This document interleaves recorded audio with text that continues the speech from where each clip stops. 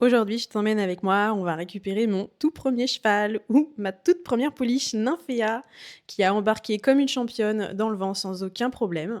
Quand on est arrivé à la maison, on a commencé déjà par faire une première découverte des lieux dans lesquels elle allait être. Donc on a découvert la pâture, on a découvert la cabane, le râtelier, les points d'eau pour savoir où tout se placer. Et ensuite, on est allé chercher les copines qu'on avait bien cachées jusqu'ici pour la laisser découvrir. Et elle avait l'air d'être assez contente de découvrir des nouvelles copines. Donc on a ramené Mimi et Terland qui sont deux grandes juments beaucoup plus imposantes que la petite Nymphéa. Donc il faut savoir que Mimi, elle est déjà un peu codée au niveau des copains, du troupeau. Là-dessus, c'était pas trop un problème. On savait qu'on n'aurait pas trop d'inquiétude et qu'elle allait être suffisamment curieuse. Mais Madame Terland, elle était un peu plus vindicative parce que c'est une jument de dressage qui a passé énormément de temps dans un box et pour qui la vie en troupeau est plus difficile. Les congénères, c'est encore quelque chose de compliqué et on se disait qu'avec Nymphéa, ça allait peut-être être un peu complexe. Donc effectivement, au début, on a eu un peu de course-poursuite, on a eu un petit peu d'agressivité. Enfin voilà, il a fallu que l'organisation et la hiérarchie dans le troupeau se passent un petit peu mieux. Mais Nymphéa, elle avait déjà vécu en troupeau, donc elle connaissait déjà ce système un peu d'intégration. Donc elle s'est pas trop laissée faire, mais en même temps, elle a laissé Terland faire un peu son cinéma. Et progressivement, on a réussi à avoir un peu plus de calme dans le troupeau. On a réussi à brouter les unes à côté des autres. Nymphéa, elle a trouvé sa place au râtelier avec les deux copines. Elle a trouvé sa place même dans la cabane. Et puis maintenant, Nymphéa, c'est un peu le doudou de Terland finalement.